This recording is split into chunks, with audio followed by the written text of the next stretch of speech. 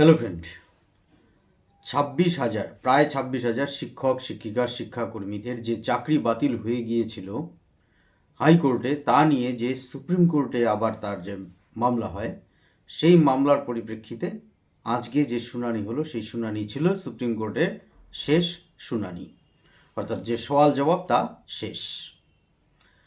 আজকের এই সওয়াল জবাবে যারা যোগ্য তাদেরও আজকে এই শুনানি শেষ হওয়ার পরেও তাদের মাথা থেকে কিন্তু এই চিন্তা দূর হলো না যে তাদের ভবিষ্যৎ কি সুন্দর নাকি অন্য কোনো কঠিন পরিস্থিতি সামনে দাঁড়িয়ে আছে, তা কিন্তু দূর হলো না। যোগ্যদের জন্যই এটাই বলবো যে কারণ তারা যোগ্যতার সঙ্গে চাকরি পেয়েছে।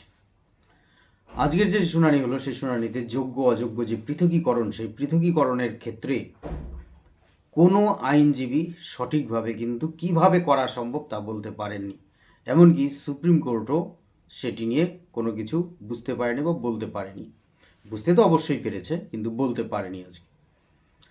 এর পরবর্তীতে কি হবে, আজকে যদি শুনানিতে লক্ষ্য করে থাকেন তাহলে অবশ্যই দেখা যাবে যে যোগ্যদের যে আন্দোলন এবং তার যে একটি বড় প্রভাব পড়েছে, সেটি আজকে সমস্ত পক্ষের আইনজীবীদের শুনানিতে সেই বিষয়গুলি লক্ষ্য করা গেছে।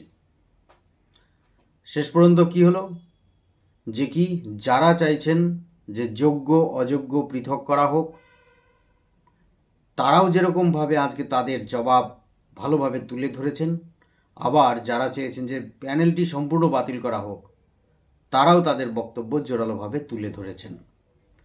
এক্ষেত্রে যে ওএমআর শিটের কোনো কপি নেই, পরীক্ষা নেওয়ার পরে কোনো কপি নেই, সুপ্রিম কোর্ট যে সমস্ত বিষয়গুলি জানতে চেয়েছে সঠিকভাবে তার কোনো তথ্য নেই, এমনকি সিবিআইয়ের যে উদ্ধার হওয়া বিষয়, যে হার্ড ডিস্ক বা ওএমআর শিট যেগুলো উদ্ধার, সেটিও সঠিক কিনা তা নিয়েও সুপ্রিম কোর্ট কোনো সিদ্ধান্তে পৌঁছাতে পারেনি। অনেকেই বলছেন যে যেহেতু এখন কোনো সিদ্ধান্ত পৌঁছানো গেল না বা সুপ্রিম কোর্ট কোনো কিছু বলতে পারলো না, তাহলে হাইকোর্ট যে রায়দান করেছিল সেই রায়দানে বল থাকবে। যাই হোক, সেটি অবশ্যই সুপ্রিম কোর্ট যেদিন রায় দেবে সেদিন বোঝা যাবে। কিন্তু যা মনে হচ্ছে তাতে যদি হাইকোর্টের রায় পুরোপুরি বহাল থাকতো বা হাইকোর্ট যা বলেছে সেটিই যদি থাকতো, তাহলে আজকে সুপ্রিম কোর্ট তাদের তা জানিয়ে দিত। এক্ষেত্রে তাদের জাজমেন্ট যে স্টে করে রাখা, অর্থাৎ পরবর্তীতে তারা জাজমেন্ট দেবে, তা কিন্তু তারা বলতো না বলেই অন্যান্য যে মামলাগুলো লক্ষ্য করা গেছে সেই মামলার পরিপ্রেক্ষিতে কিন্তু এখানে বলা যেতে পারে।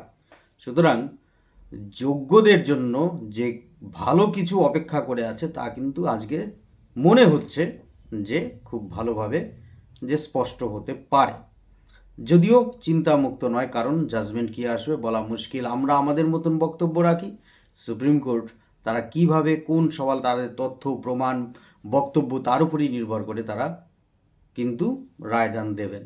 এখন দেখা যাক, যতদূর মনে হয় যে যোগ্যরা তাদের সঠিক দিশা পাবে এবং অযোগ্য যারা আছে আজকে শুনানির পর যা বোঝা যাচ্ছে তারা অযোগ্য, সেই অযোগ্যর ক্ষেত্রে হয়তো বা তারা অযোগ্যই থেকে যাবেন। কিন্তু যতদিন পর্যন্ত না বেরোচ্ছে এই রায়, ততদিন পর্যন্ত কিছু বলার নেই। ধন্যবাদ।